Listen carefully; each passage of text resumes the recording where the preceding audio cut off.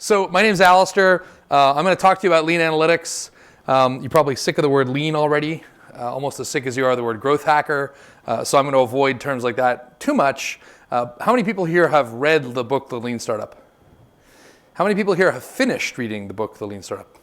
See, I know from all the Kindles how many chapters people get through on our book, and you can actually do like a histogram of page completion, and we put Easter eggs in the book, and every now and then we get like a tweet that says, hey, I read the Easter egg, which is a great way to test whether things are out there, because we analyze everything. We're analytics guys. So Ben and I wrote this book because we found that the Lean Startup was a great model, but people wanted more depth on the measurement phase. So I'm going to talk about that a bit. I'm going to assume that you guys have a good sense of what startups are, the basic ideas behind Lean. The most fundamental idea behind the Lean Startup movement is that Kevin Costner is a lousy entrepreneur. Because if you remember the movie The Field of Dreams, the premise of the movie was if you build it, they will come. The reality should be if they come, you will build it. And so you should not sell what you can make, but rather make what you can sell. And the Lean Startup is really a system for making sure that happens. This is the core message behind the Lean Startup book that Eric Ries wrote, that everything is a constant cycle of building, measuring, and learning. And your ability to iterate through this cycle as quickly as possible with the most learning possible will give you the greatest likelihood of success. This is pretty common evidence. The problem with this, of course, is that we have very few ideas about what we're going to be when we wind up being a full-fledged company. So, for example, PayPal was originally built to do payment across Palm Pilots. FreshBooks was a web design firm that had a problem with its invoicing systems. Wikipedia was going to be written by experts only. Mitel was one of my favorite examples, is a lawnmower company, Mike and Terry's Lawnmowers. That's Michael Copeland and Terry Matthews. That's why the logo looks like spinning blades, by the way. Hotmail was a database company. You guys have probably heard the apocryphal story. These two people wanted to work at their day jobs and communicate about this database they were building. And DFJ didn't care about the database. They cared about the fact that these guys could use their email from work and circumvent the company. Flickr was going to be a massively multiplayer online game. Twitter was a podcasting company. Autodesk, if you've ever wondered why it has a name like that, was initially making desktop automation software. So none of these companies that you've probably heard of, most of them, had any idea what they were really going to be, or at best they had a sort of hypothesis that they want to go test. And the reason that we need a lean startup model that is sort of driven by informed learnings from metric is because we're all liars. And I put myself in that camp too, but we are all self-delusional. We love to build things. We're convinced that we're the right person, we're the smartest person, and why can't these people possibly understand me? Now, you guys have already cleared at least one hurdle, which is that you've managed to convince people like Ken that either he has similar delusions or you have evidence that you're right. But when you have a first idea, the problem is your tendency is to want to go build it. So if you look at this cycle that Eric Ries puts together, in that cycle, hey, everyone's idea is the best idea, right? I mean, that's just a given. And people love the part where they build it because they came from maker backgrounds or engineering backgrounds. We want to build something tangible. It's a nice, reliable, mental model. It makes our amygdala all happy that we've got this real thing in front of us. We tend not to measure it or put in measurement as an afterthought. And as a result, there's not a lot of data as we cycle around this thing. And our goal is to fix that because analytics is kind of like your therapist. Analytics can tell you when you're delusional. It can help you understand whether you're right or not. And so the best way to think about analytics is it's essentially the measurement of the movement of your community, your users, your revenue towards the business goals you've set for yourself. And in a startup, that means that it has a very specific role, which is to help you find the legendary, mythical product market fit unicorn before you run out of money or before your investors lose patience with you. We are terrible at doing metrics. So I'm going to use an example for this. I have 2 kids. At least one of them is a girl. What are the chances that the other one is a boy? How many people say 50%? Does anybody want to chime in? How many people on the Hangout think it's 50%? I have 2 kids. At least one of them is a girl. What are the chances the other's a girl? How many people would like to say it's 50%, but they know I'm tricking them? Right. So this is a great example of how bad we are at data. Will you all agree with me that I have 4 possible combinations? Boy, boy, girl, girl, boy, girl, girl, boy. Those are the 4 possible permutations of birth I might have, correct? I said at least one was a girl, so we know it's not this one. Of the remaining ones, how many are boys? 66%. That's a pretty simple question. Someone says to you, I have 2 kids, at least one's a girl. Your temptation is to say, oh, there's an equal chance the other one is a boy or a girl. But because I said the words at least, I've conveyed 16% inaccuracy on what you thought was the state of the world. We are terrible at data. So even when you're doing data collection, these kinds of paradoxes and problems, you've probably heard of things like the Monty Hall problem, Bayesian statistics. There's lots and lots of stuff that can trip us up. And we have to be very disciplined about how we capture data and what we do about data. So before we get too deep into lean analytics, I'm going to give you some examples. By the way, this is called the two-child paradox. I actually have one daughter. She's at the Academy of Sciences, having a great time without me right now. But this kind of stuff trips us up. This is called the two-child paradox. If you Google it, it's quite interesting. Or you could Bing it. That'd be fine too. So there's, whoa, cold crowd. So here's some fundamentals. First of all, do I have to put like money in a jar when I do that? Is that? So what makes a good metric if you're trying to understand your business? First of all, a metric has got to be understandable. The goal of a metric is to produce some change. And if your metrics aren't understandable or they're understandable to you but nobody else, they're not good. This is a hard test because everyone thinks their metrics are understandable. They should be no more complicated than a golf score. Bowling scores are more complicated than golf scores. So you need a really, really simple metric if it's going to produce change within an organization. It should be comparative. Without context for knowing what it's compared to, your competitors, last month, whatever else, it's not very useful. It's usually a ratio or a rate. Miles per hour is a more useful metric than miles when it comes to driving a car. But finally, and most importantly, it is behavior changing. A good metric will fundamentally change your behavior. The simplest rule for analytics is if it won't change your behavior, it is a bad metric. You may need to collect some forms of data for your accountant or to make sure that the website is up, but it's not changing your behavior until it goes down. But fundamentally, when you're spending time on metrics, ask yourself, what will I do if they are one way or another? And if you don't have an answer, you probably shouldn't waste your time and you should find better metrics. If a metric won't change your behavior, it is a bad metric. Metrics really help you know yourself. And yet, when we interviewed people for the book, we found that most people don't spend a lot of time looking at those metrics. For example, here's a way of understanding the metrics that your business might have, looking at the customers that are going to buy from you a second time within 90 days. Let's say you're a retail store. If your customers buy from you, if less than 15% of your customers buy from you within a 90-day window, you are what's called an acquisition mode e-commerce company.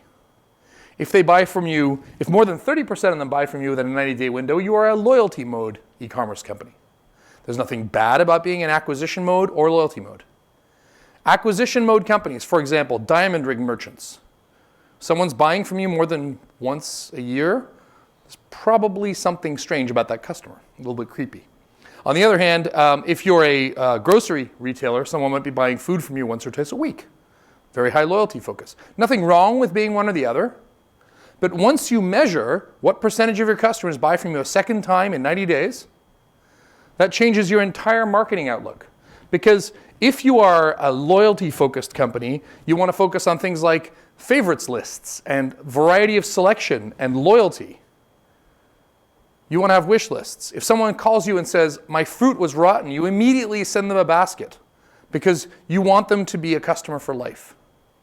On the other hand, if you're an acquisition focused, you focus on your customer cost of acquisition, maximizing checkout amount. Maybe you're selling ring cleaning and ring insurance services for your wedding rings.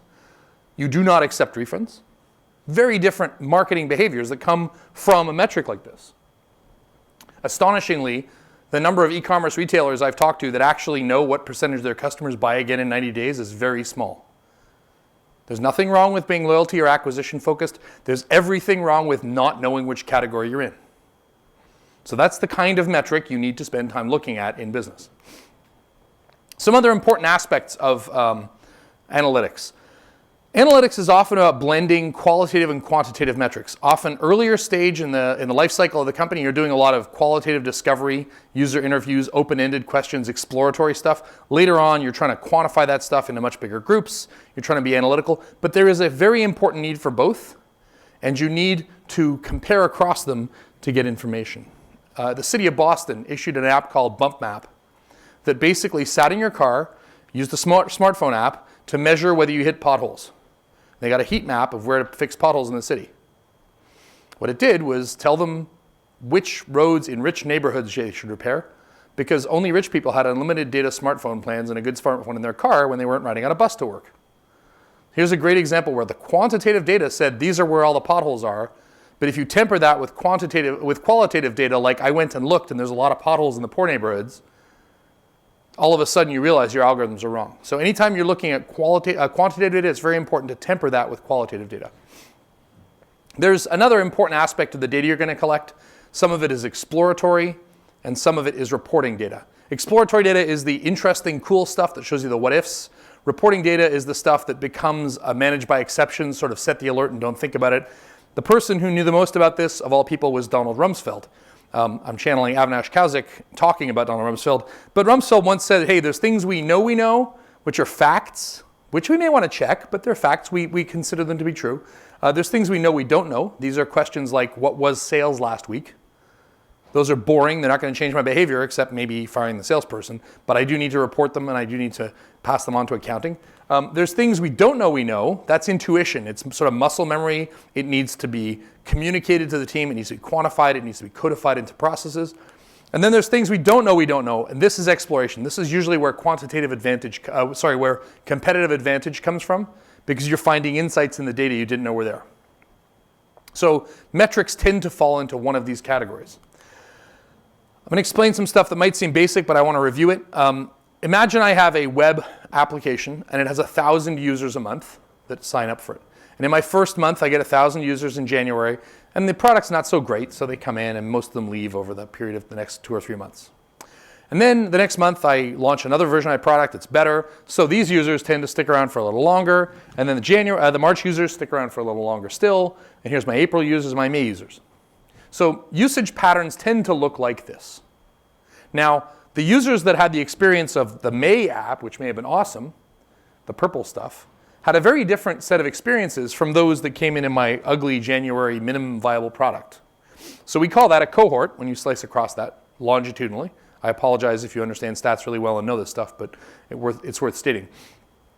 A cohort is a group that has something in common across its lifespan. In this case, they had an experience with my April product. And then I may slice across these things cross-sectionally instead of longitudinally, and I have segments of groups. So I may say all the people that came to my website on a sunny day versus a cloudy day, or all the people whose name begins with A versus B, whatever that segment is. And I may manufacture those in the forms of tests. So A/B tests. I think there's a Google blog post called 50,000 Shades of Blue about optimizing the right color for search results. Basically, this is tests that you can enforce. Most of us are not lucky enough to have the volume of traffic of a Google, which will allow us to do very simple, quick A/B tests. And so we tend to resort to multivariate analysis, where we have several different things we think are somehow correlated with a particular outcome. And so we run a multivariate test, let's say sunny and cloudy days, and whether they saw a red or green button.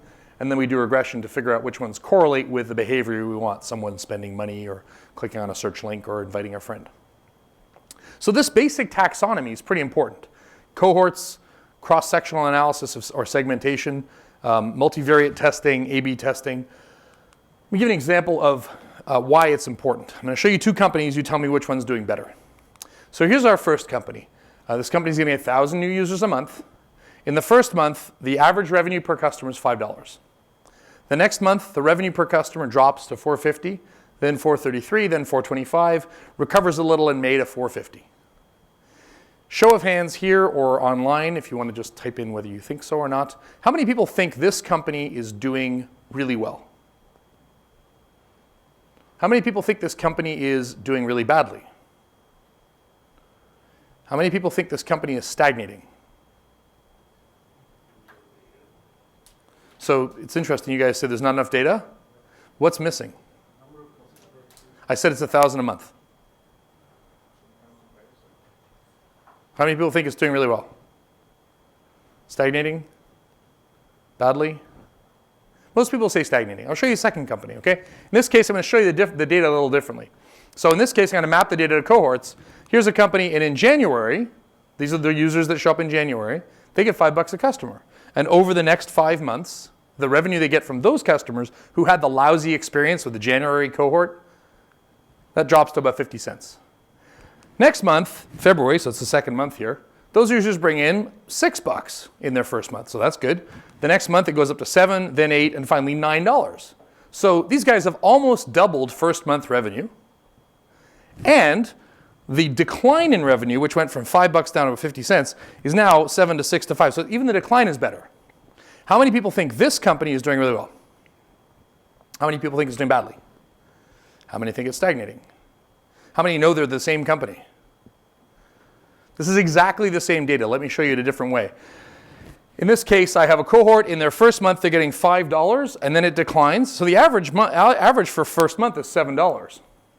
But in the second month before, what I was doing is I was taking the first month of January, the second month of January, and the first month of February, and average those out, it started to look pretty bad, right? So what was happening is my January users who were declining and not spending as much and not as happy were dragging down my really awesome May users. The ones that were still around were just miserable and they were messing up my data. The user experience for the January cohort was very different from that of the May cohort. I know founders who've walked into VC firms, been turned down for funding by showing the first graph, put it into cohorts, and been given a higher amount of money for their round than they actually asked for. They went from unfundable to oversubscribed round because they displayed it as cohorts, not as averages.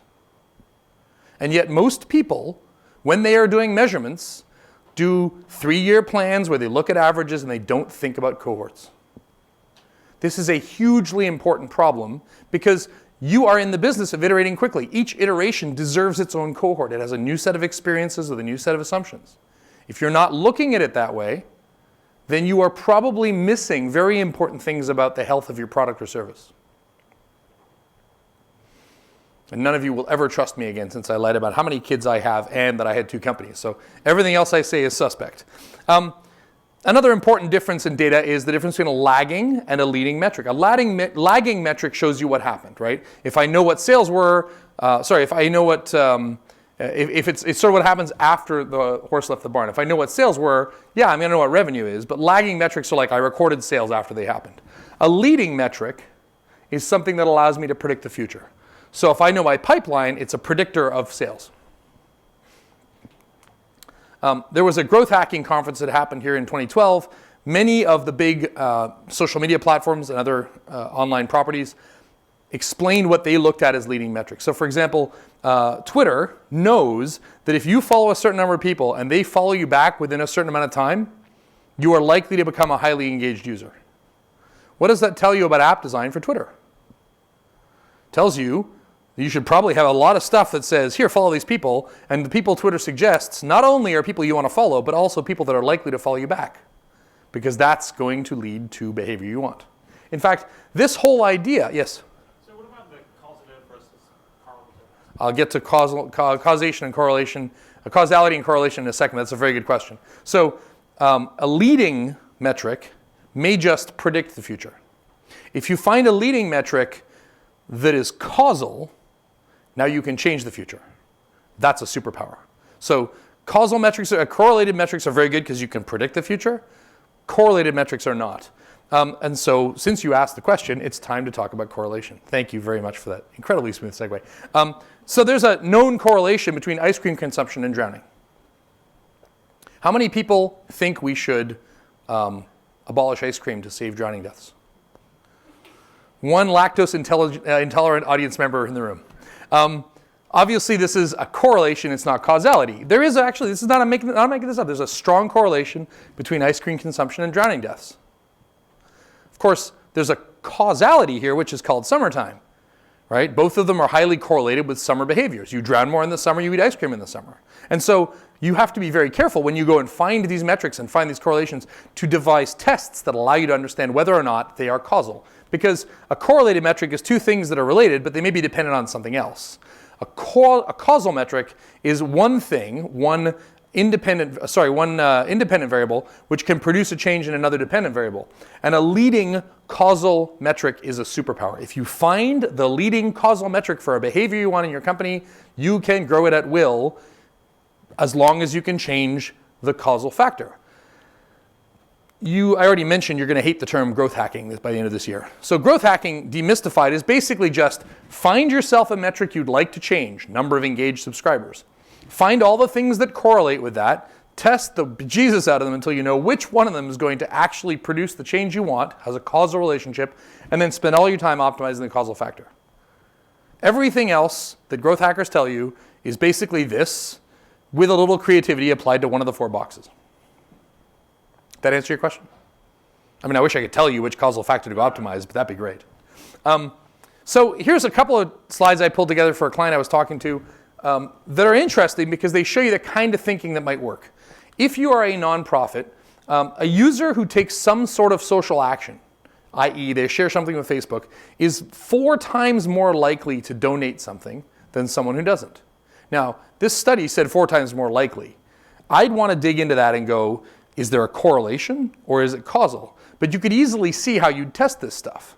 And if you were able to test this and prove that causal factor, I am able to get people to donate more money if I approach them on a mobile platform and encourage them to socialize that thing, then I'm going to be popping up please shares all the time because it makes you more likely to do it, if that's the case.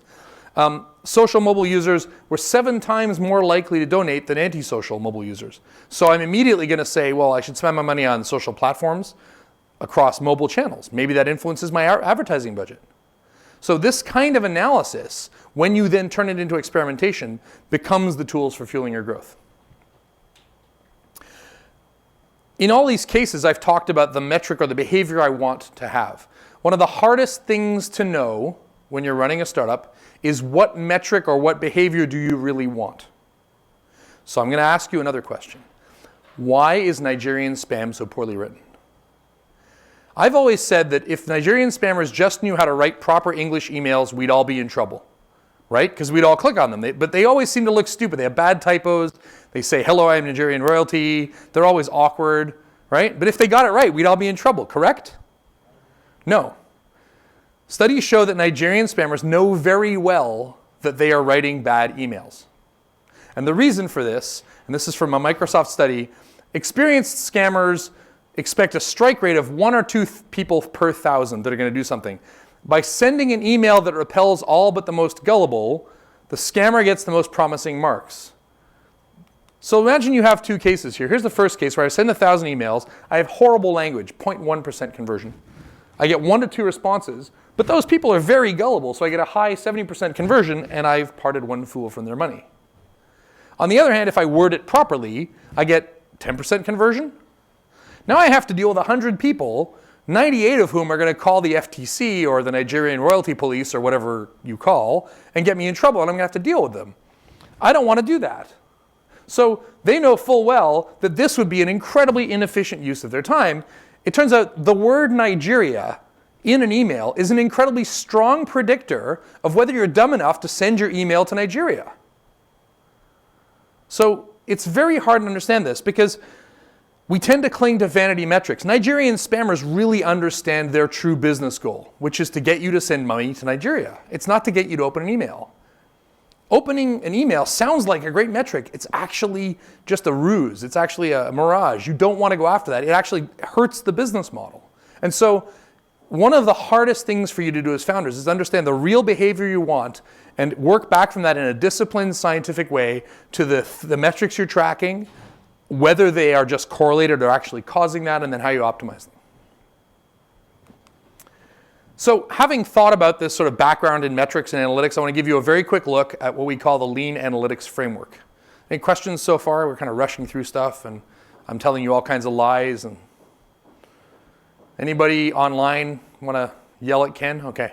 So let me tell you about the framework. So we spent a bunch of time trying to understand the common stages of growth that companies go through, because I would love to tell you there's one metric for you. The reality is there are many metrics depending on the stage of company you're at, the stage of growth you're at, and the kind of company you're in. So Eric Ries has these things called the 3 engines of growth. He says the first is stickiness, which is simply keep people coming back. And the math that matters in this case is, do I get customers faster than I lose them?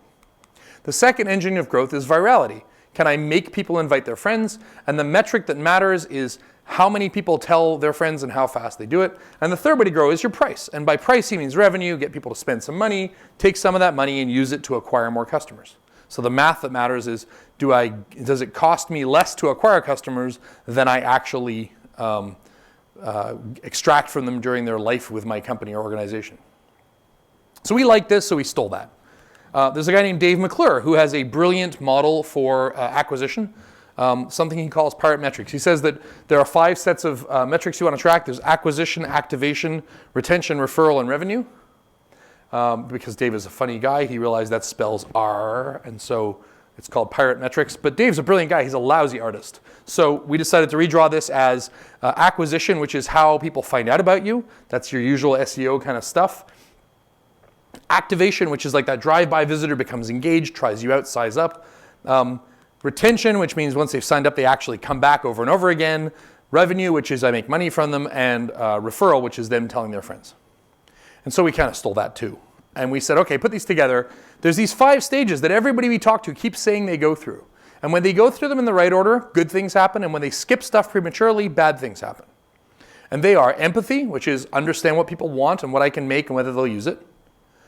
Stickiness, which is can I get a few people to like it? I saw the sign in the front door that says, focus on making 1,000 people happy, not 1 million.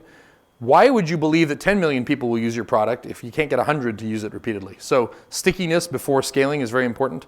Virality, which is being able to get people to tell their friends in a fast, responsive way, reliably and naturally.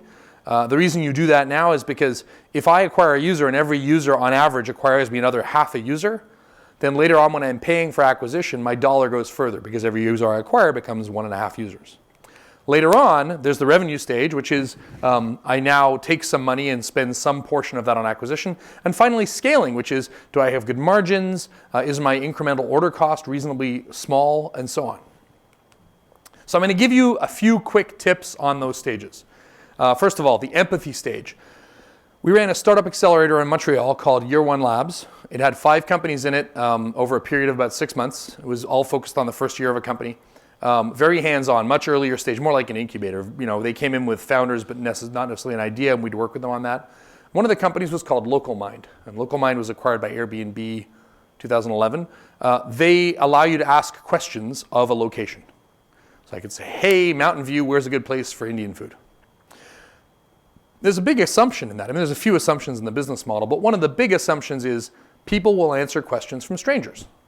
So one of the fundamental tenets of lean startup is to reduce the risk earlier in the life cycle of the company. In this case, we told the guys you're not allowed to code. They got on Twitter and they spent a day asking New York City, because we figure that's a pretty hostile, if you can get an answer there, you can get one anywhere. They asked geofenced tweets around Times Square for random questions. Where's the local toilet? Where's good Wi-Fi? Can you recommend a Chinese restaurant? Where's the subway? And they measured what percentage of people answered questions from a complete stranger. Turns out it was like 97%. That was more than enough for them to go, we've de-risked this assumption. There were many other assumptions they didn't de-risk. One of them was, will strangers ask questions? That was a harder problem to solve. But rather than writing code, which is everyone's default behavior, they'd gone out, they'd done a lot of interviews, they had an idea, and they found ways of testing those hypotheses as quickly as possible without writing a lot of code. So they had a metric. They said, look, if more than 90% of strangers answer a question, we're a go. If not, we got to rethink our business. They drew that line in the sand. They ran an experiment that gave them confidence that one of their assumptions was valid. This is the kind of metric you do and the kind of analytics you do in the empathy stage of the life cycle of a company. One of the big challenges when you're doing this kind of metrics, sure, there's the qualitative, go out and talk to people, but you do some surveys. And one of the big challenges when you're doing this is trying to avoid leading the witness. So you want to do a number of things. One of them is you don't want to tip your hand. You want to really avoid biased wordings or preconceptions. So let's say I ask you this survey, and then the first one says, this book is awesome.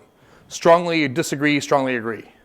The next one says, this book is terrible. Strongly disagree, strongly agree. The next one says, rate this book from bad, tolerable, meh, excellent, and absolutely amazing. And the bottom one says, rate this book from bad to good. You're going to get dramatically different responses from these. The fourth one is actually the one that's likely to give you the most accurate response. Even more accurate is to say, how many of your friends think this book is good? Show of hands right now, here and online and on the Hangout, how many people smoke pot? Okay, did you get any answers? Okay, now, show of hands in the room and online, how many people think that most of their friends smoke pot? So it turns out I'll get a much more honest answer. Nobody's going to do that one either. You get a much more honest answer if you say, 50% of my friends do X than I do X, because we think other people are just like us. 50% of Americans approve of this, they're more likely to give you an answer that reflects their own test. So there's a number of psychological tricks you can do to extract real information and overcome things like the biases people have where they want to help you understand stuff. Another problem here is making the question real. Get them to purchase, ask them to pay. You may give the thing away afterwards, but you put a thing in that says, click here to buy this thing. And then you don't charge them at the end, but they actually clicked it. You'll get a much more accurate understanding. Or here's a feature that you put in the product. When they click the button, it says, well, we haven't built this yet, but we were thinking of doing it. What did you think? What were you looking for? One of the greatest tricks I've ever heard, and you're welcome to steal this, is a company that was thinking of adding a new feature called reporting. So they put a tab in that said reporting. When you clicked on it, it said, hey, we're almost finished this feature. What did you hope was here? And they took all the data and they hired an intern or some other Flesh-based API and said, could you consolidate this stuff into one, they came up with like the top 10 reports. And guess what? They built those 10 reports as defaults. That's clever. What's brilliant is they then went and found the usernames. They mapped them to the report they'd asked for. They said, thanks to your response, we've decided to put this in. All those users got on Twitter. These guys are amazing. They built this report just for me. Hundreds of people were ecstatic that they were this unique and special snowflake around which the entire company was moving. That's good hacking, right? They surveyed people. They got the right things there. They followed the 80-20 rule of what are the 20% of reports that satisfy 80% of people. And then they put those 80% of people on a podium and made them feel like rock stars driving their product direction. I'm not telling you the name of the company, but I suspect you can do that fairly effectively. Sorry? I'm not telling you who it was. You can also ask them questions like how many of your friends would say, like I just did. You can ask why several times. I like to talk a lot. When I'm doing interviews, I leave awkward, uncomfortable pauses.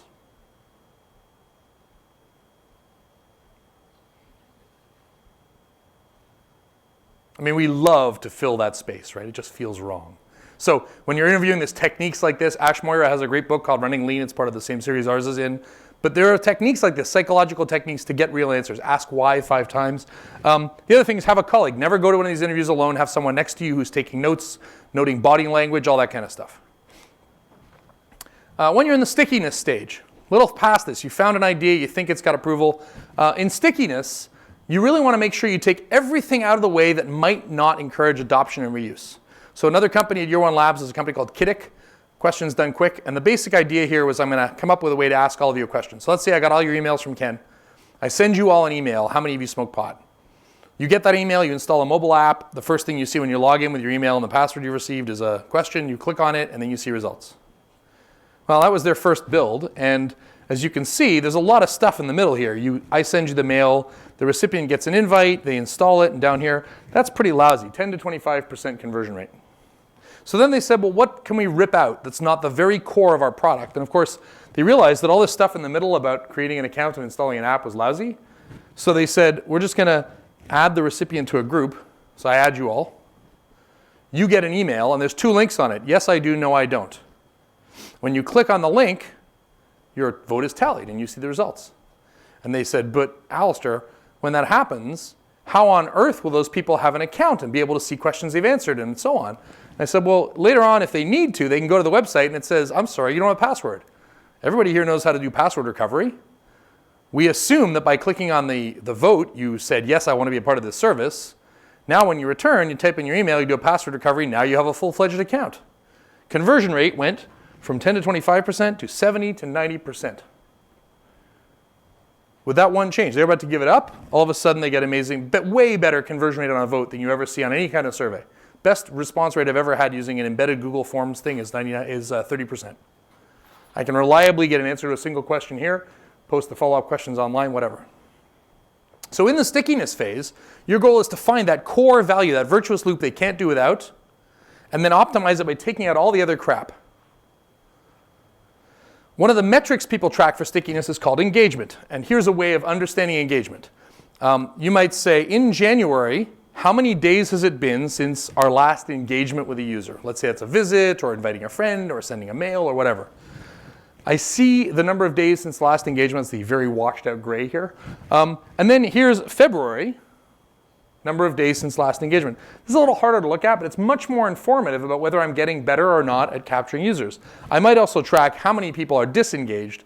So, January versus February, I got slightly more users that haven't come back in the last 10 days. This kind of chart's really good because this tells me this is a really good thing. You had 400 users who'd come back in 1 day or less in January. In February, 800 users come back in 1 day or less. So when you're talking about engagement, you can't just say like days since last visit. You got to compare it in this kind of sophisticated way, usually histograms. Understanding engagement is really tricky. I'm going to show you 2 users. So here's a user, and over their lifetime, they have spent $200.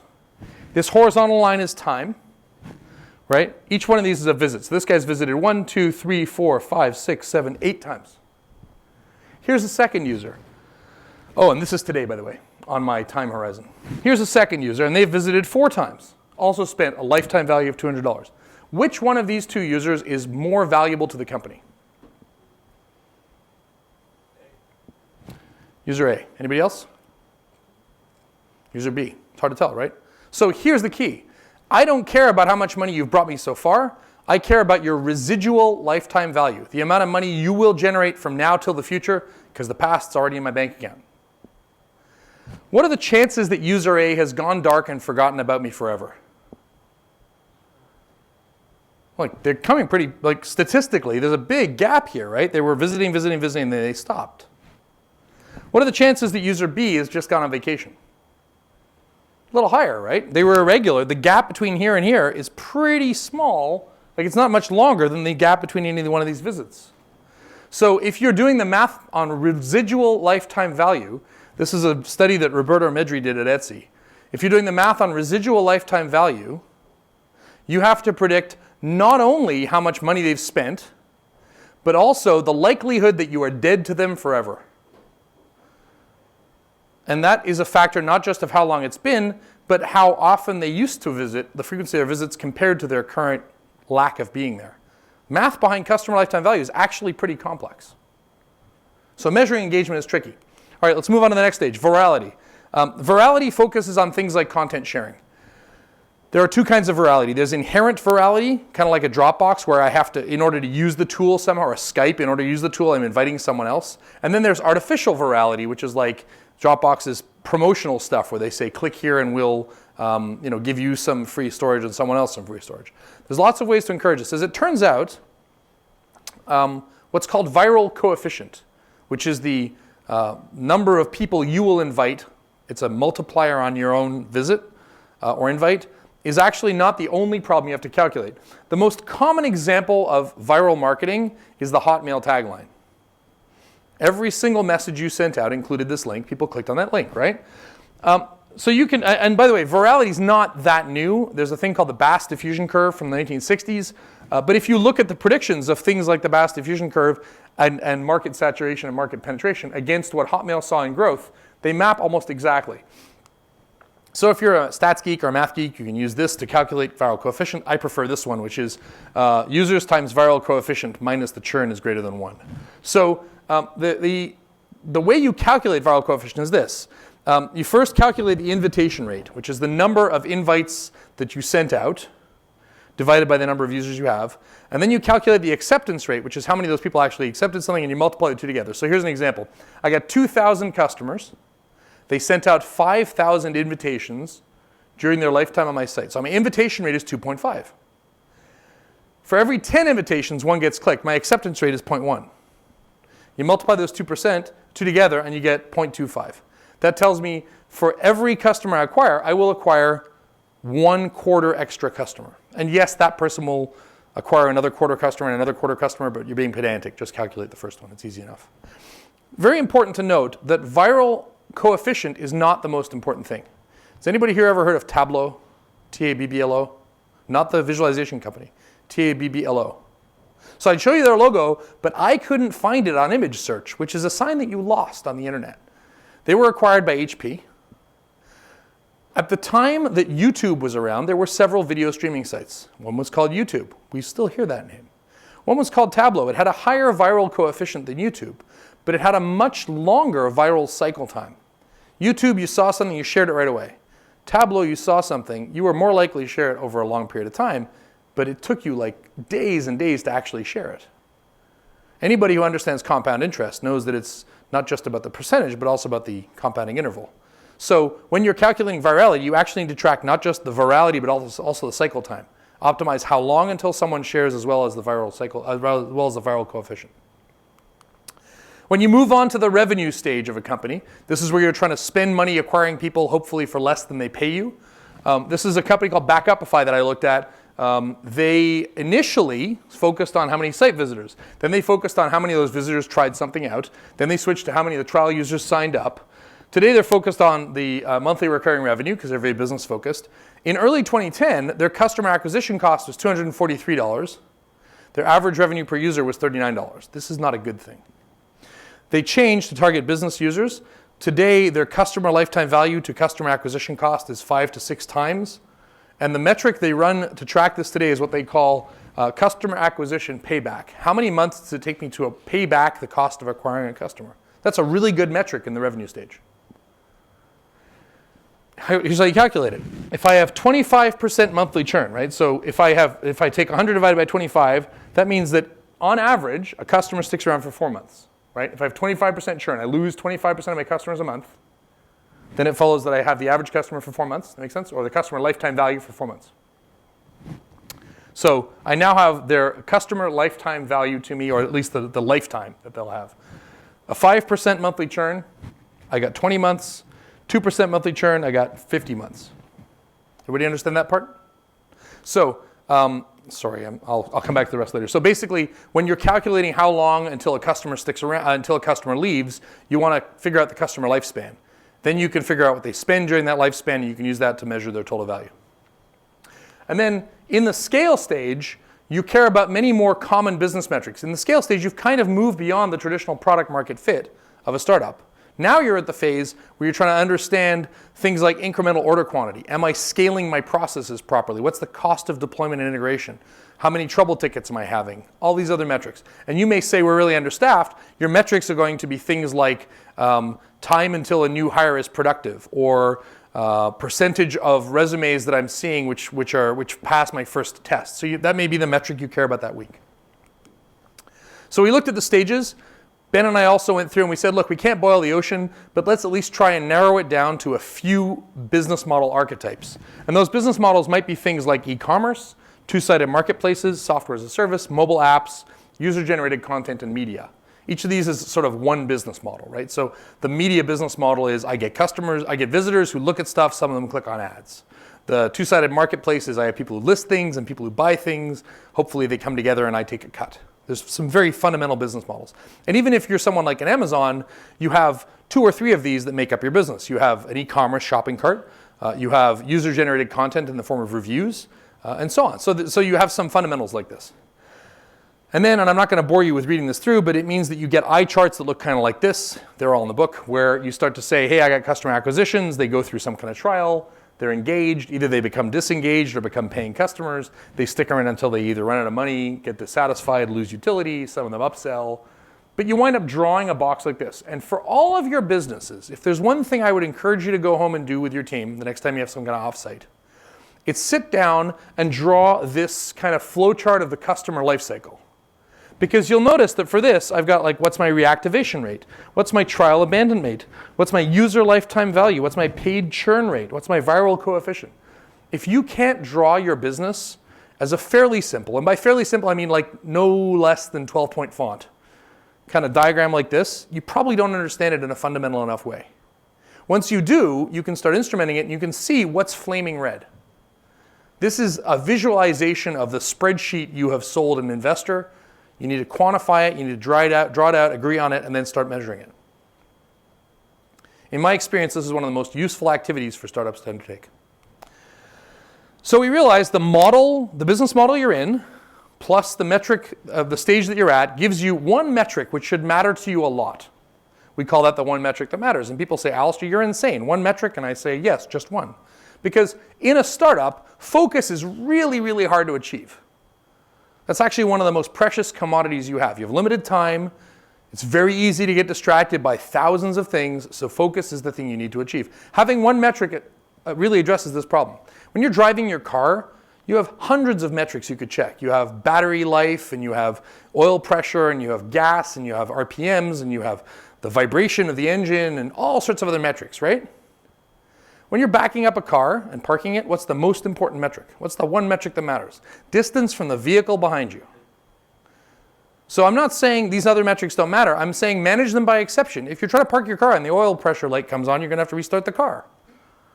But for the most part, there is one metric that matters for the task at hand. And if you are a good founder, you will understand what that metric is and you will drive your team to getting that metric to the right line in the sand before moving on. SEO Moz, now called Moz, had a problem. When Brad Feld came in as an investor, he said, look guys, you've got way too many metrics, please cut down on them. They were focused on what they call net adds. And the way they count net adds is they look at how many users did we add, net adds, which is new users minus churn. If net adds is up, they ask themselves, was it a marketing campaign that worked? Were customer complaints reduced somehow? Was a product upgrade valuable to people? If they're flat, hey, how can we fix these things? Can we improve support? What features would increase engagement? And if they're down, are we not targeting customers on the right segment so they all went away? Did a marketing campaign fail somehow? Did a product upgrade not work? Is customer support not handling trouble tickets well? But this is the thing they drive the business by, net adds. They have a nice clean view. That's the number the board cares about. I like the one metric rule because metrics are like squeeze toys.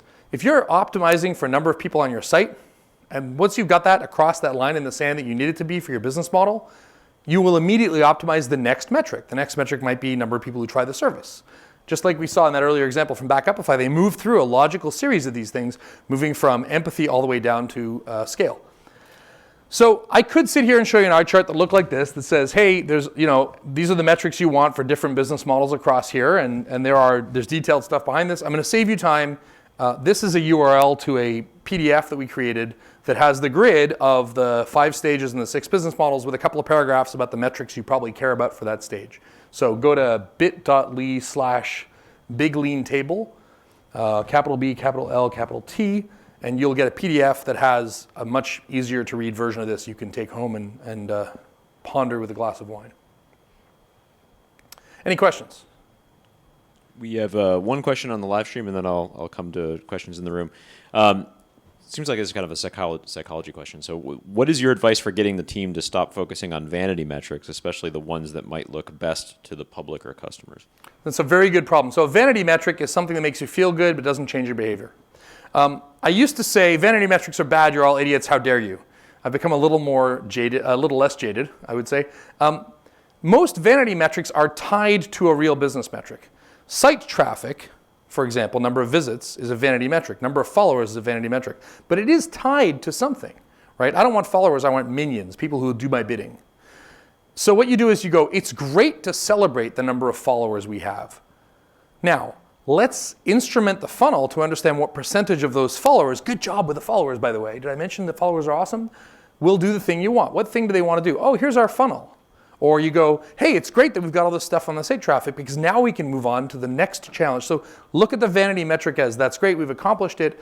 Why is it important to the business model? None of this works if you don't have a spreadsheet that is your business assumption. I always hate people saying, show me a business plan.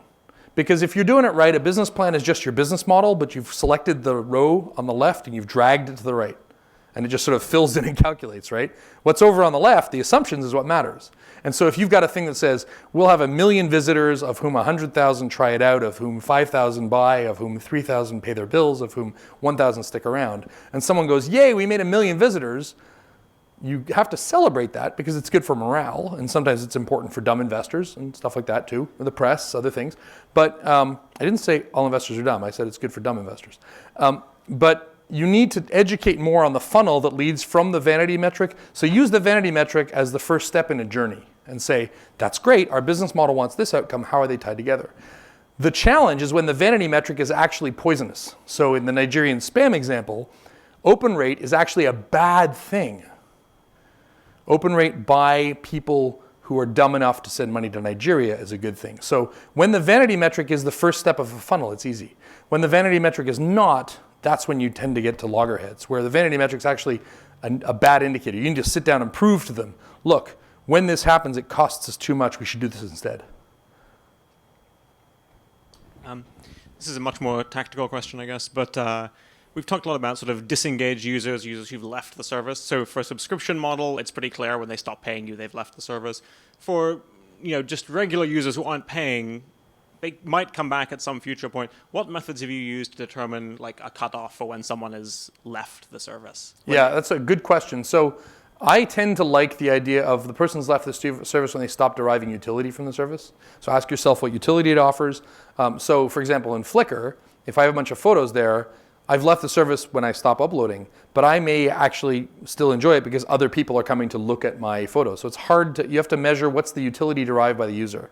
You probably have different tiers of users. So in that case, I would have, for Flickr, I might say users who, sorry, for Picasa, I went to say users that are using it to showcase their stuff versus users who are using it to store their stuff versus users who are using it to edit their stuff. And so I might have, he is a disengaged editor, but still an engaged uploader. She is an engaged showcaser or gallery owner. And so what you can do is find the kinds of utility and then measure the engagement of those different groups. And you may realize that the only people that pay you money are those who use the editing tools. So the other ones are nice to haves, but you need to focus on. So segment within the levels of utility people derive from the product and use that. Yes. Yeah, I just had a quick question about that taxonomy that you had of the different business models. Where would you place some of these new hybrid models that are coming out, which are like between a marketplace and a services business, like last mile delivery, on-demand food, clothing rentals? Where would that? So we spend a lot of time trying to figure out the right number, very much in that Einsteinian, as simple as possible, but no simpler thing. And we came up with those 6 because we were unable to find a way of reducing them to less. Right. But we were also unable to find an example of someone who didn't want to be a unique and special snowflake, but were in fact 2 of them. Just as you said, they're a hybrid. That means you have 2 sets of business goals. Maybe for Amazon, you have, I want people to write reviews and I want them to buy books. So you have 2 business models. You're going to decide this week we're going to fix user engagement. This week we're going to fix conversion rate. Treat it like e-commerce. Treat it like user-generated content. I have not, and I'm happy to have this discussion with you one-on-one, I have not found someone who, I've had people go, no, we're B to C to B, but with a SaaS twist and a double backflip of, a triple Lutz of e-commerce. And I'm like, no, you're not a unique and special snowflake. Most of the fundamental models of business, even within that, there's a classification, which I didn't go into, which is 2-sided marketplaces in e-commerce are about the sale of goods. Media and user-generated content are about convincing people to be engaged and then click on something or do something. Even Reddit has ads, right? Even Wikipedia wants donations. And then the software as a service and mobile apps are the same. They want you to use a thing on a regular basis. So they care a lot about churn, they care a lot about conversion rate, and they care a lot about engagement and click-throughs. Those are, if you can show me a genuinely new way of making money, then I might entertain that there's a genuinely new way of a new business model. But every business model I have seen so far, the answer is break your business model into the fundamental behaviors you want, and each of them will fall into one of those 6. That's helpful. Thanks. So let's talk about drawing a line in the sand. I've told you how to collect metrics. I've told you not to move on until you're good enough. What's that line in the sand look like? So I'm going to ask you about a company that is losing a quarter of its customers every year. Is this company doing well or badly? It's a SaaS company, software as a service. They lose a quarter of their customers a year. How many people think the company is doing well? How many people think the company is doing badly? None of you trust me anymore, which is good. That shows you're being skeptical and circumspect, and that's important for an analytical mind. It turns out this is really good. We talked to a company called WP Engine. They're a web hosting company. Their founder was killing themselves trying to get below 2% churn a month. 2% of your customers leaving a month. He was killing himself. Turns out Salesforce gets like 1.6. And they have a team of PhDs on it. People tend to leave. 2% a month means you got them for 4 years. Take as much money as you can for 4 years. But if you don't know that 2% a month is good, you're going to continue optimizing to the point of very diminished returns. When instead what you should be doing is going, I want to work on lowering my customer acquisition cost or increasing my virality. So when you know what the right number is, you can make good decisions. And I'm going to talk about a few of these things. We spent a lot of time, a lot of that book, the middle part of that book is what's normal. And I think that's why it's been useful, is that nobody really gone out and drawn a line in the sand. So here are some examples of what's normal so you don't go out and do stupid things.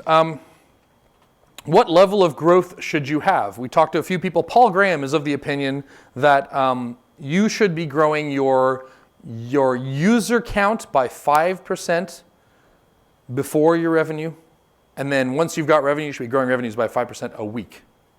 If you're in Y Combinator and you're not growing either your user count or your revenues by 5% a week, you are considered doing too slowly. And there's a reason for that, right? A startup is an organization designed to search for a sustainable, repeatable business model under conditions of extreme uncertainty and rapid growth. You may be growing your hair salon more slowly than that. You're not a startup. The business model of cutting hair and charging people for it is well established. So because you are searching for a new business model, a new way of doing something in an environment of high uncertainty that requires growth. One of the reasons that we are so tied to technology, why startups tend to be tech companies, is that the only thing that can really sustain that kind of growth tends to be technology. You look at Groupon, yeah, they were a tech company, but there was a lot of meat in that technology. There were a lot of people pounding the streets and knocking on doors. And because of that, it was very hard to scale that portion of the business. So there's a strong bias towards tech because tech allows rate of sustained rapid growth. What is normal user engagement? Fred Wilson, who's written a lot about this, says that you are going to see roughly 10% user engagement a day. If you have a mobile app or a social app or a web app, 30% of your total users per month use the web or mobile app. So if you have 100 users, 30% of them, 30 will use that web or mobile app. The rest have kind of forgotten about you or they don't come back. Within those, 10% of them use it a day. And within those, 1% of your users are using it concurrently. This is web and social and mobile apps, so it's not the case where you go and buy a wedding dress and leave, right? We're talking about things where someone comes back repeatedly. But this is a good baseline. This may not be your business. One of the numbers I heard, which I didn't include in here, is that the average, and this sounds like a made-up number, the average amount of time on site per social app is 17 minutes. 17 sounds like a made-up number. We like it. It's a prime number. For some reason, we think that people are lying when they use even numbers. But 17 minutes seems to be the amount of time, on average, that people spend on a social site. The big exception is Facebook, which is about 60 minutes a day. We spend 60 minutes a day on Facebook. I once calculated the number of people's lives that go by every day on Facebook. Just in human hours, it's really depressing. Or heartening, depending on whether you feel like you're connected to people on Facebook. So there are some basic lines. You will be different from these, but the point is measure it and then find out if you're weird. Because if you're really weird, good weird, that's important. If you're really weird, bad weird, maybe you can learn from others.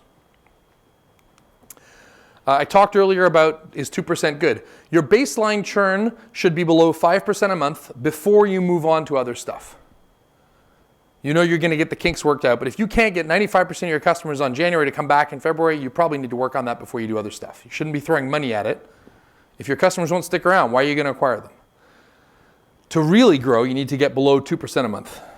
And last ditch appeals like, have you ever tried to leave Facebook? Anybody ever tried to leave Facebook? Just try it, it's fun. It says like, Alistair will really miss you. And they like Photoshop tears in my eyes. It reduces churn by 7%. We talked earlier about customer acquisition cost, right? So I think, and many people tend to agree, that your customer acquisition cost should be a third of what you expect to recoup from that customer in their lifetime. The reason is you're probably optimistic about your customer's lifetime value and you're probably conservative about the cost of acquiring that customer. Time kills all your plans, so if you are wrong, well, it turns out you'll wait like 6 months before you know you were wrong and then you spent all your money. And the idea behind this customer lifetime value, customer acquisition cost is you're loaning the customer money.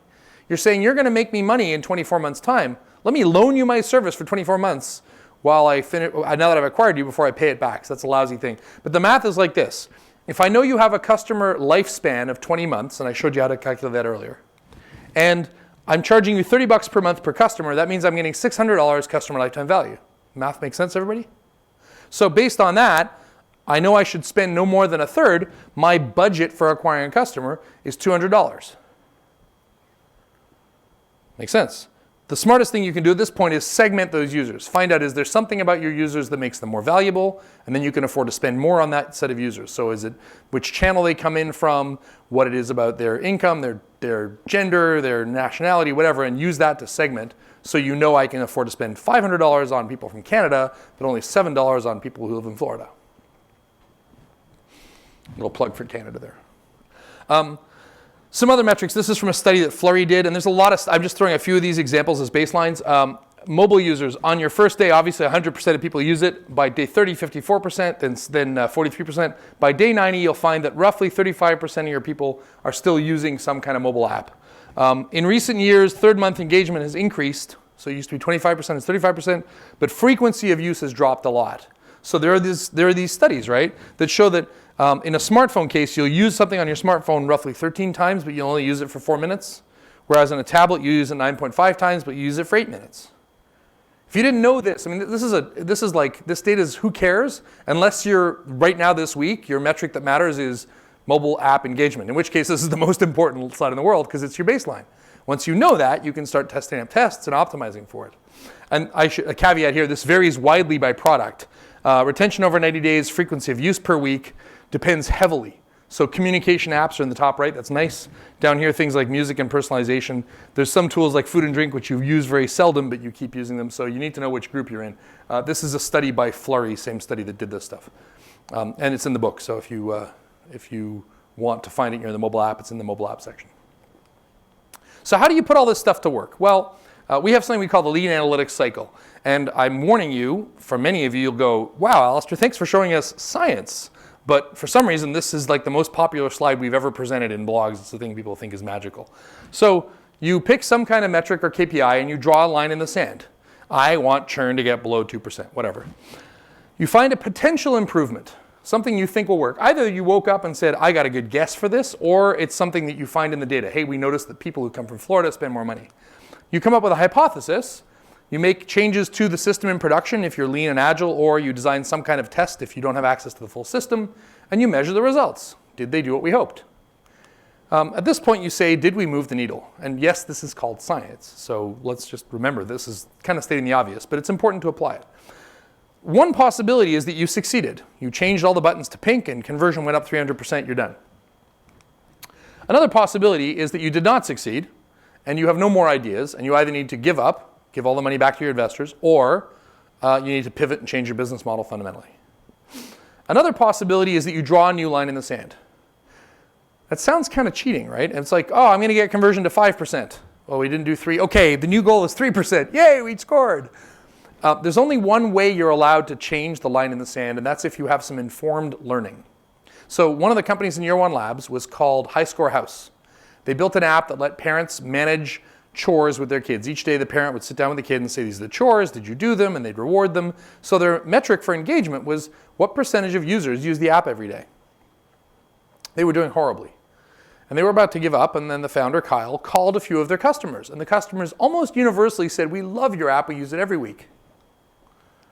And he went, what? He said, yeah, on Saturday we sit down and we plan the chores. What? Yeah, we sit down on Saturday. It's kind of hard to use because you have to go through each of the days, but we do it. That's an informed piece of learning. He was able to move the line to once a week because now he'd had informed feedback from his customer that allowed him to change the product and make it a weekly product and all this other stuff, right? So you can move the line in the sand if your customer gives you permission to move it by telling you something new about their business. And finally, there's try again. You may be running these experiments all the time, so you're constantly doing this stuff. Now, this happens and it has huge impact. Airbnb, for example. When Airbnb had this hypothesis about photography. They said, we think that professional photography dramatically improves the revenues and the fortunes of people who list on Airbnb. Well, what are we going to do to try that out? They said, we're going to create what's called a concierge MVP. You know what a minimum viable product is, or an MVP? It's the least you need to do to validate or repudiate an assumption. A curated one is, we're just going to make, it's like the Wizard of Oz approach, right? There's something behind the curtains that looks real, but it's not. So in this case, there was a button you could buy. You could pay to have them photograph your property. And then someone at Airbnb would scramble on a phone to find a photographer and say, please pretend you're from Airbnb, get a nicer haircut, go over there, be friendly, and then take pictures, right? They didn't actually hire people. They measured the results. It turns out that people who had professionally photographed properties were 2 to 3 times, they had 2 to 3 times more rentals. Huge. This is actually the point in the graph where you see the hockey stick in the fortunes of Airbnb. It's where they pull away from VRBO and others.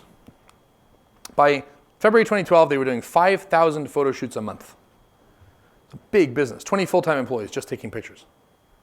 So if you've been listening, and by now you don't trust me because you shouldn't, you'll say, hang on a second, Alistair, you're lying to us. Because that part that said, hey, there's this gut instinct hypothesis, someone in the shower went, maybe photos are good, that could happen, but maybe there's data. This part of the diagram here where I said, without data or with data, that's the really interesting part. Because without data would be like, hey, those houses that really do look nice, and they've all got like photographs, maybe it's the camera. Let's test. But in a magical Star Trek world, or I think probably this is Google in 2 years, you'll go, hey, computer, what do all the highly rented houses have in common? And the computer would leaf through all that EXIF data and say, camera model, and you'd have your answer. The reality is that in many cases, you don't actually have to come up with a gut hypothesis and iterate on it. It's enough to look at the data and find patterns. Let me give you a concrete example of that. This is a company called Circle of Moms. They were actually called Circle of Friends. Circle of Friends allowed you to do Facebook groups before Facebook had groups. They had about 10 million users. And one horrible problem, which is that almost nobody used the product. People would go in and they'd create the thing. Only 20% of people who created a group would ever go in and use it. And even when they did, nothing happened. You try and invite people, get a discussion going, nothing, right? The founders are pretty fed up. They're ready to leave. And they said, look, let's go, before we give up, let's go look at the data and see if there are patterns of engagement and what do those people have in common. Turns out they were all mothers. By looking at the data, they found that moms, their messages were longer, they were more likely to attach a post, engage in a threaded conversation, more likely to engage with their friends, accept an invite others, click on Facebook newsfeed items. So they changed their name of their company. They went from 10 million users to 500,000 users. They changed the name of the company to Circle of Moms. They grew back up to 4 million very engaged users and sold the company to Sugar. So in this case, they went around that lean analytics cycle, but they looked at the fork in the cycle that said, do I have data? And they mined the data for a commonality rather than waking up one morning and going, hey, maybe moms are our new target market. Most of the decisions people make are of that kind. When you think like this, you see it everywhere. When I said earlier that tech companies tend to be startups, I kind of lied because everyone is a tech company. So I'm going to use an example for a friend of mine who runs a restaurant. Now, it's a bit of a gimme because he used to be the general manager of Teradata, so he's a little biased towards data, but he's still running a restaurant. The reality is that in all businesses, the cost of running experiments is way down and the cost of getting people's attention is way up. And so most innovation happens as a result of those two factors. Most of the disruption you see, most of the reasons that enterprises are adopting lean-like models is these two things. Randy's restaurant called Solare down in San Diego, I was down there with him and his son, Tommy, who runs the bar, goes, hey dad, 24, and Randy goes, good. And I'm like, you guys are speaking in code. What does that mean? He says, well, we measure every day the cost of the staff that we had on, and we divide that by the total take for the night. If it's over 30%, things are bad. We spent too much on staff. If it's below 20%, maybe we underserved the customers, maybe we should have had more people on. If it's at around 24, 25%, that's just about perfect. So one metric that he uses to track the health of the company and sort of manages by exception is that. But if he knows halfway through the evening that things are trending badly, he can tell people to push the wine a little more, push the higher margin deals, that kind of thing. He also has a leading indicator he's found. And this isn't true for just his restaurant. This is it's different for the McDonald's versus the Fat Duck. But if the number of covers, meaning the number of people he will seat that night, is roughly 5 times the number of reservations he's got at 5 p.m. This is a leading indicator. He doesn't know if it's causal. Randy could, in theory, run a bunch of tests to find out if he gets more reservations, will it drive up total attendance? It might. I mean, maybe if there's more people sitting down at 5 p.m. or something, maybe more people see it and come by. But when you start looking for these lean approaches in non-tech companies, you see them everywhere. A food truck is the perfect minimum viable product for a restaurant. You can try out different products, you can try out different neighborhoods until you get things just right. It makes you start to wonder about things like, is the tip amount that people leave a leading indicator of long-term revenue for the restaurant? And yet not a lot of restaurateurs look at that. It makes you ask questions like, why are we giving every table the same menu? I mean, the first thing a restaurateur does is they get their menu and they laminate it and they make it look really nice, right? Shouldn't you be doing things with like the specials in different positions by different tables? I'm not saying one table gets steak and the other one gets tofu. I'm saying, why not organize things with different colors or whatever and run those as experiments? I was in a restaurant in an airport in Michigan, I think. And the waitress wrote, thanks, the amount, and then brandy, little heart on the eye, and a purple pen. And I'm like, because I'm an analytics geek, I think, I wonder if I tip more for purple pens. What if green causes me to tip more than purple? How would you know that? Think about, as an organization, what you would need to set up to allow an empowered employee to go, I'm going to test pen color. You need to set up something on the point of sale terminal that says, randomly, give this person purple or give this person green, because otherwise Brandy might decide that she's going to give green ink to people with kids and purple ink to people who are dining by themselves and so on, right? So you got to have some kind of controlled system. You got to have a way of collecting that data at the edge, rolling it up into the center of the organization, and then making statistically significant decisions, and then carrying out and pushing back down that change to the organization. But an improvement of 1 or 2% in tipping could change the fortunes of a restaurant. So most large organizations are not thinking about how to implement this kind of analytics. And I think for many startups, there's a lot of room for disruption and improvement of business simply by allowing this stuff to happen. And of course, you can find other ways to experiment. This is a coffee shop near my house, but you could see easily that you could use other tools to get very quick data from your market. Now, I want to talk a little about the dangers of over-optimization. I've told you how awesome metrics are and continuous improvement and optimization. This is a horribly dangerous thing. And I'll tell you why. Why isn't Blockbuster Netflix? I mean, Blockbuster had a lot going for it, right? Blockbuster had plenty of inventory. They had all the movies out there. They had so much clout in Hollywood, they were able to get Hollywood to change the movies to align with their particular political goals. They also had market intelligence. Right? They had all their customers, all your existing payment information, all your history of what you'd rented. But the problem was Blockbuster didn't frame the problem well. They thought we're in the video store rental business, video movie rental business. They didn't think we're in the entertainment delivery business. Netflix realized it was in the entertainment delivery business and got there quickly. Netflix also had a problem with the business model because, Blockbuster, because Blockbuster was using late fees as a significant portion of their revenues. What are the late fees on Netflix? There aren't any. So if you go into it with those lenses, framing the problem from their point of view, something that got rid of late fees looked awful. And so optimization, over-optimization towards the obvious thing right in front of you tends to lead to incrementalism and mediocrity. This is a concept in math called the local maximum. You might be down here, and if you just follow optimization, you will get to the best possible world you're in today. I talked to Gail Ennis, who is the CMO for Omniture. She said, Alistair, you know what the problem with optimization is? Because they have all these tools that show images and stuff and optimize for page layout. She said the single best thing you can do for click-through is big-breasted women. It is the number one cause of click-through, or cause. It's the number one correlating factor for click-through when you do any kind of try random images. But that undermines the brand integrity. It sends a really bad message. It may alienate people. That one click might go up, but the overall business model is not good. If you optimize for the local maximum, you miss a global maximum. And so if you are just playing the game by the existing rules using metrics, you're going to optimize to here. On the other hand, if you're innovating, if you're redefining the market, you're coming along and you're looking at video delivery or public transport or whatever, and you're redefining it with a new set of rules. I was talking to someone about Uber today. Uber's neat. When you use it, you think taxis are the stupidest thing in the world. Why would I ever do this again? But Uber takes advantage of a major change in the rules. Uber owes all of its allegiance, actually to Google Maps.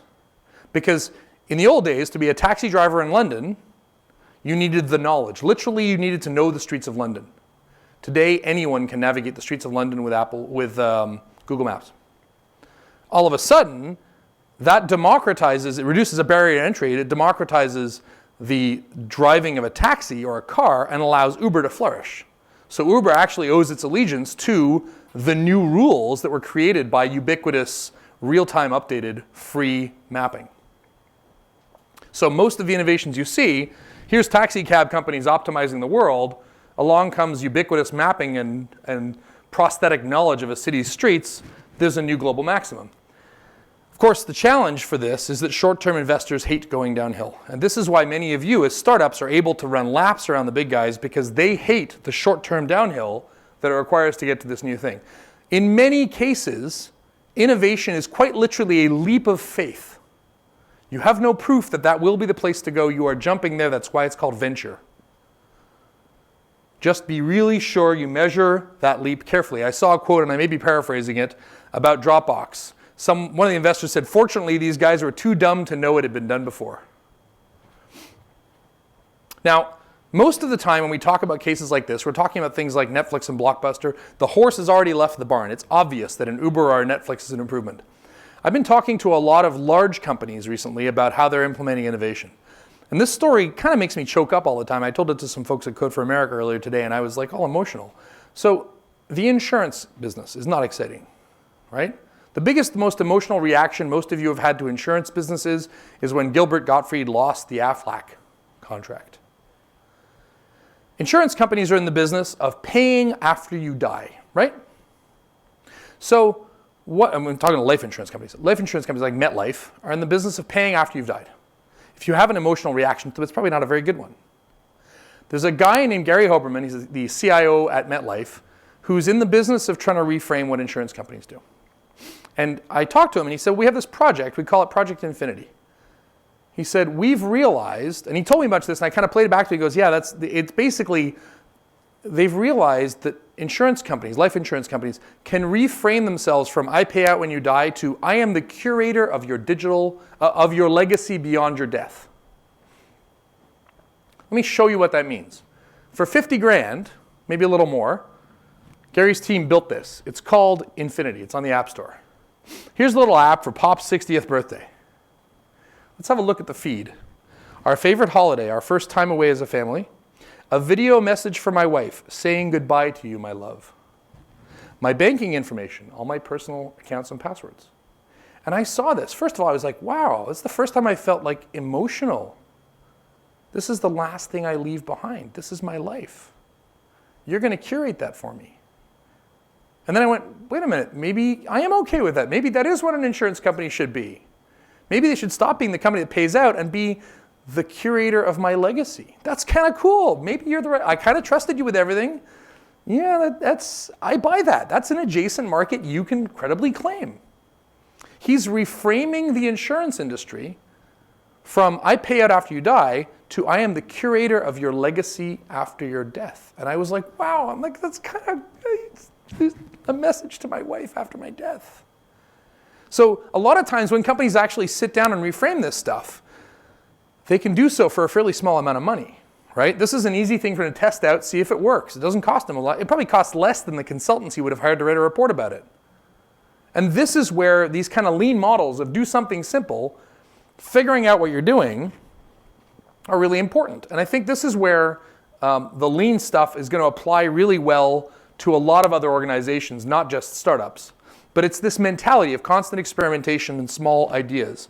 How you get there may be more important than where you're going. I used to spend a lot of time talking to startups and asking them, how do you build your product? How do you build your technology? Can you do it? How much do you charge? I spend a lot more time talking about baby steps right now. I spoke about Netflix earlier. People seem to forget that Netflix was a ship by postal service system. This was a great baby step, right? Because broadband wasn't available yet in reliable ways. And so most people could only get Netflix by the post. Turns out this was a great way to build customer lists and find out problems. It was a really good baby step. Clearly, they didn't call this postal fix. I mean, this was Netflix from the start. They knew it was going to be networking. This was just a hack to get around the lack of broadband. The Tesla. First Tesla that came out, people derided Elon Musk for building a sports car. Like, the world needs more fancy sports cars. He wrote a blog post that said, the first thing we're going to build a sports car is a sports car because it's the only way to test out the platform. By our third car, it will be a car for the masses. They knew the sports car was a baby step. Twitter. Everybody remember why Twitter is 140 characters?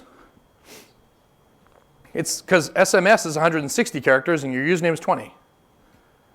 So SMS, I mean, the first use of Twitter at South by Southwest was all, can you imagine today if Twitter was on your SMS, like how much your phone would be buzzing?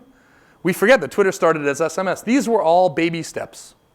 They were all incremental ways to be audacious. So when I talk to startups these days, I spend a lot of time on their technology and so on. They say, what are your baby steps to get to the eventual goal?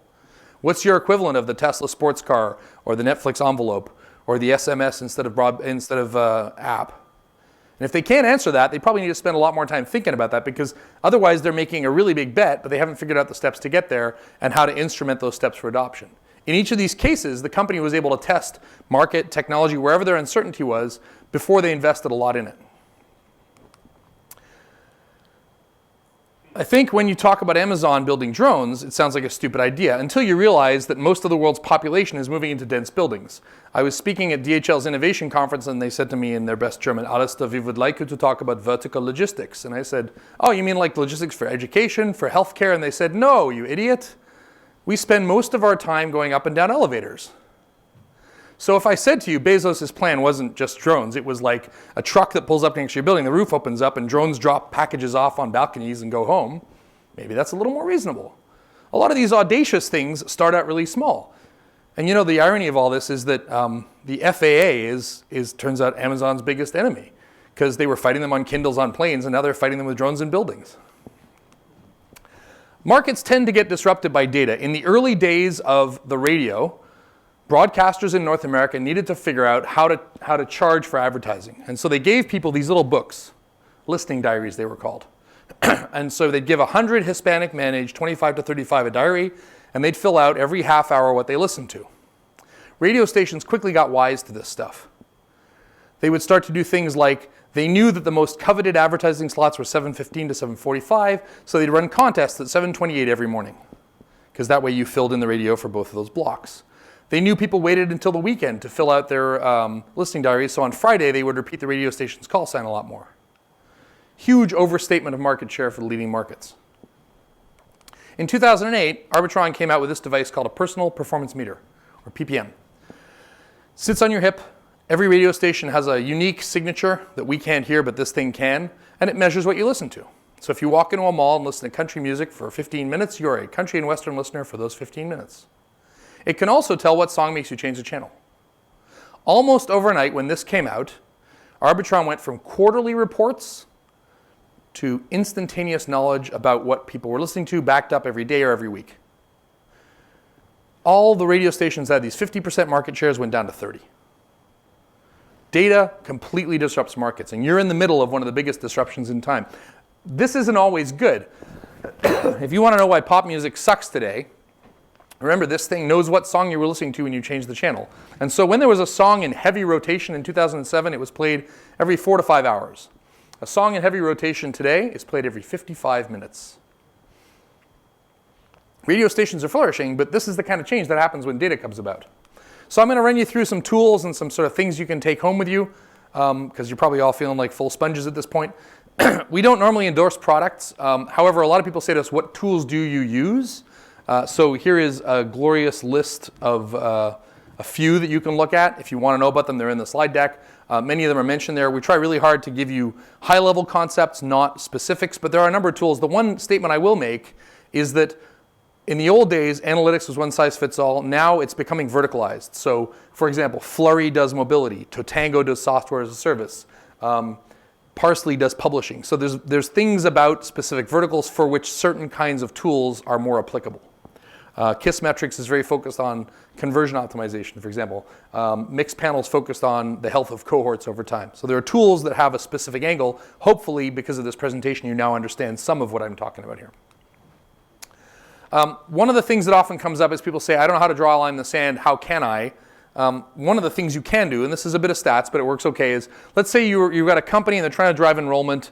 At first, out of 1,200 visitors, only 0.3% sign up.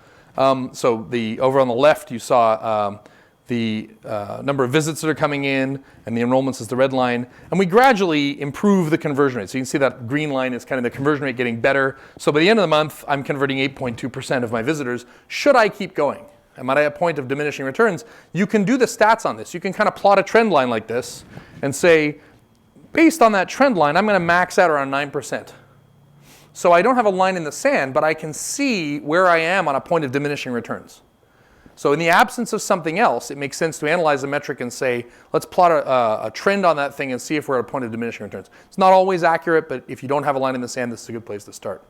To answer that question earlier about vanity metrics, the way I tend to do it with people, unless it's a contrarian metric where the vanity metric looked really good, but it's actually bad, like Nigerian spam, is that my goal, we all agree, is to produce some kind of an outcome. Someone bought a thing, or they invited a friend, or whatever. If the outcome requires an action and Vanity moves people towards that, it's okay for the Vanity, right? Web traffic might be something you celebrate, but you have to explain to the world how that Vanity metric of web traffic is tied to activation based on cart size times conversion rate, which drives revenue. And if you explain something simple like that to the person who's out celebrating the Vanity metrics, then you can help them to understand why that number, yeah, it's great that we got that number, but we need to focus on cart size, for example. Something else that I've kind of worked on recently, this isn't in the book, but a number of accelerators have asked me, how do I put together a way of tracking progress for my startups in my portfolio over time when they're changing their metrics all the time? So it's very hard for me to say, are you doing well, when you were working on customer lifetime value one week and then you're working on, virality the next week and so on. So basically, your business model, the stage you're at, and your one metric change very often. So how do you track that over time, especially across a portfolio? One of the things that seems to work is what we call traction graphs. So let's say this is my company over time, and for the first month and a half, I'm working on signups per day. So I can draw a graph like this. This is my target. Did I get there? And then I can say there's conversion rate, and then I can say there's churn rate, and then I can say there's viral coefficient. And if we all agree on what the line in the sand should be and the progress towards it, I can give my board or my executive team a graph like this. The problem, of course, if you want to quantify this, is that this axis over on the left changes for each of these metrics. So if you want to be a little geeky about it, what you can actually do is you can look at whether the change in that thing is positive or negative. So a traction graph might say, this is the metric, this is what I was working on. I should always be above 0%. That shows I'm improving. Now, if something dips below 0%, like over here, I can say, well, what happened to conversion rate? Well, if you look at the previous graph, you can see there's a period here where I really screwed up. I massively destroyed conversion rate before fixing it, right? So if I have a graph like that and I want to roll up this stuff, I can say, show me the health of the progress you're making. And basically, whatever metric we've agreed on, if you're seeing an incremental improvement, measurement to measurement above the line, it's okay. When you drop below the 0% line, we have to talk. Another technique that we've used, something we call the 3 threes, this is a way of managing things, and it ties very closely to the sort of lean canvas model, is you're making 3 big assumptions. I like threes, they're a nice number to get your head around. You're making 3 big assumptions. People will answer questions, organizers are frustrated with how they run conferences, will make money from parents, whatever. You come up with 3 actions you're going to take to make these assumptions happen or test them, and that leads to 3 experiments to run, which may be feature tests, continuous deployment, A/B testing. So for example, these tend to be a monthly set of assumptions that the board buys into. These are our business assumptions. Weekly actions the executive team is going to give to the organization, and then experiments we run. In the military, they talk about strategy, operations, and tactics. So that's a good sort of trifecta as well. So in the local mind model, we might say many people will answer questions from strangers. What are the 3 actions we could take to follow up on that? We want to get more people, increase the answer percentage, and test better questions. And based on increasing answer percentage, maybe we're going to change the UI, we're going to test the timing, we're going to try testing sending questions from peers.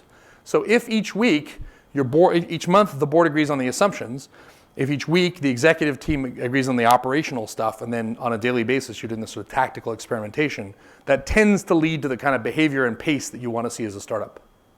One of the things that Ben came up with, we call the problem solution canvas. This is very close to Ash Moira's stuff. But the PS canvas basically says, here's our current status, what metric are we tracking, and how are they trending? Very small boxes, because that way you're brief. Last week's lessons learned and accomplishments. What did you learn? What did you do? Are you on track or not? And then for each of your 3 problems that we just outlined, these are the solutions we're hypothesizing. This is the metric we're going to collect, and this is the line in the sand. One other little caveat. You can use proxy data, just be really careful. There's a famous line, you could call this Bayes' theorem. A subjective degree of belief should rationally change to account for evidence. According to the data, the city of Oakland has a hotbed of crime in Oakland Hills, and the flats are pretty safe. Anybody here live in Oakland? The reason for that is that if you leave a mattress out in Oakland Hills, everyone calls the cops. If you leave a mattress out in the flats, people have a nap. So when you have a proxy for data, like crime reports, for example, and you will find many examples of proxy data you're collecting, you need to temper that with real world stuff. I talked about the bump map example in Boston. Another good example, when the Red Cross is looking at disease outbreaks in Haiti, one of the things they looked at was the movement of cell phones across towers, because that showed that a population was mobile. And when all the people in one town stopped moving, they assumed there was a sickness there. Now, one of the things that can happen in flooding is the water table rises and it causes the rise of a lot of diseases like cholera and so on. And so at one point after a flood, there was this one town that nobody was moving and they were about to send in the Red Cross until some field researcher said, wait a minute, guys, the bridge is washed out. So you really need to temper that quantitative stuff with qualitative stuff. A lot of people think once I've got scale, all I need to do is just measure the numbers. No, Kyle learned to move his line because he picked up the phone and called someone. And the last real lesson here is to think subversively. The city of Houston had a problem with the delivery of baggage. It was the number one cause of complaints. When they asked people, what's the problem you guys are facing? What did you think about traveling through our airport? Number one complaint, I had to wait too long for my bags. It took 9 minutes for the bags to get from the plane to the carousel. So they implemented a huge program to overhaul the conveyor belt system. They got the time it took the bags to go from the plane to the carousel down to 6 minutes. That's a Sisyphean effort. It's huge. Number one cause of complaints after they fixed this, I have to wait too long for my bags. And then some enterprising civil servant got permission to park the planes farther from the gate, from the carousel. Complaints went to 0. What people said was, I don't like to wait for my bags, not I mind walking, right? If you're the person designing that test and you have two possibilities, one is I'm going to spend millions of dollars of taxpayers' money to overhaul the system. The other is I'm going to park the planes. I'm going to test those two things, right? I mean, maybe what that makes you realize is you need entertainment at the carousel or something, but which of those tests is easier? Which one's lazy? You've got to think subversively when running these tests. So in conclusion, Lloyd Nelson famously says the most important things that matter are the ones that are unknowable, but you still got to try. Everybody here has heard the story of Archimedes, right? So Archimedes worked for a vengeful, spiteful king. The king gave someone some gold and said, make me a crown. The crown came back. The king went, it feels a little light. Hey, Archie, tell me if I'm being ripped off here. Archimedes was like, well, I can measure things, weight, but that's an irregularly shaped solid. And I can't really measure volume. How will I do this? Let me go sit and think in a bath. So he sat in a bath. The water went up. He went, eureka, I have it, ran through the streets naked, going, I've figured out how to measure the volume of an irregular solid by displacement. I may be paraphrasing a little bit. And there's good evidence that he actually understood the science of it and had another way of doing it, but that's the story. It's a nice story. And by the way, the guy was lying and the king had his head chopped off. I told you he was a vengeful king. But the bottom line here is that Archimedes had taken baths before. I mean, I assume he wasn't like a smelly old philosopher. He'd taken baths before. The Greeks loved their baths. Archimedes was literally sitting in the answer. We live in a world that's so full of data, so abundant of data. The problem is not the answer. It's all around us. The hardest problem is knowing what question to ask. Which metric should I track? What's the right ratio? Which test should I run? And so on. Once upon a time, a leader was the person who convinced others to act in the absence of information. And today, a leader, a founder, a smart business person is the one who knows which questions to ask. So with that, we got time for a few questions. That's Ben, he's the smart one, I'm the loud one. You can yell at us on Twitter or here or by email.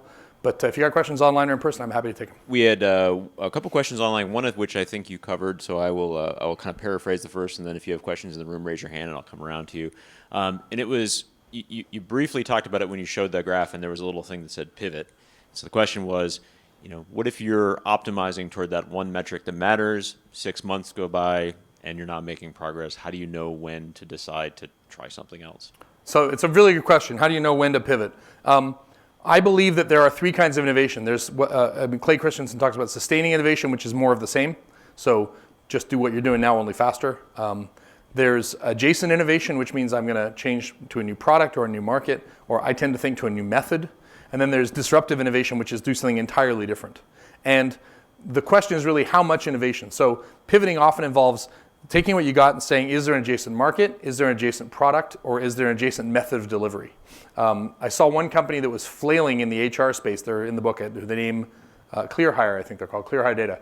And they were charging a monthly fee for listing employee recruiting posts for companies.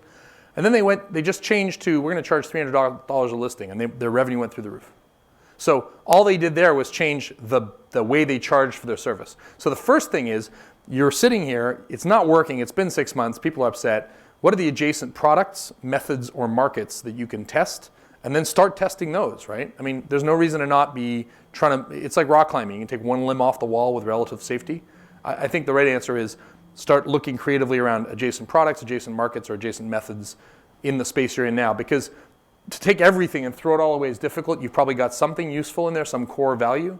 The trick is to really rethink it along one of those dimensions. Questions in the room? Take another one online. What are some ideas, best practices for re-engaging disengaged users? So when you look at the kind of cohorts, you see some people that have lost you. What do you do? I always think that if you're going to try and convince someone to taste it again for the first time, you have to be able to tell them something's changed. One of the things I encourage founders to do is, don't tell everyone all the benefits in the first time. You just tell them enough. Save some other stuff. Because if I have 50 features and I don't know, and I know that you haven't tried 10 of them, then I could easily say, hey, come back and try this new thing we've added, right? Whereas if I tell you everything up front. So a lot of times, and I think Neil Patel does a good job of talking about this, one of the few people who deserves to be called a growth hacker in a good way, that you have to figure out the long-term engagement and re-engagement pattern of your interaction with the user, rather than just shooting it all at once and saying, here it is, and then you got nothing left. Part of that might be that you only show them some of the features, and then by week 3 you go, hey, did you know we have this other thing? And they have another moment of surprise and delight. So all of those things, you think about wooing someone. You don't propose on the first date. You kind of make sure dinner was good.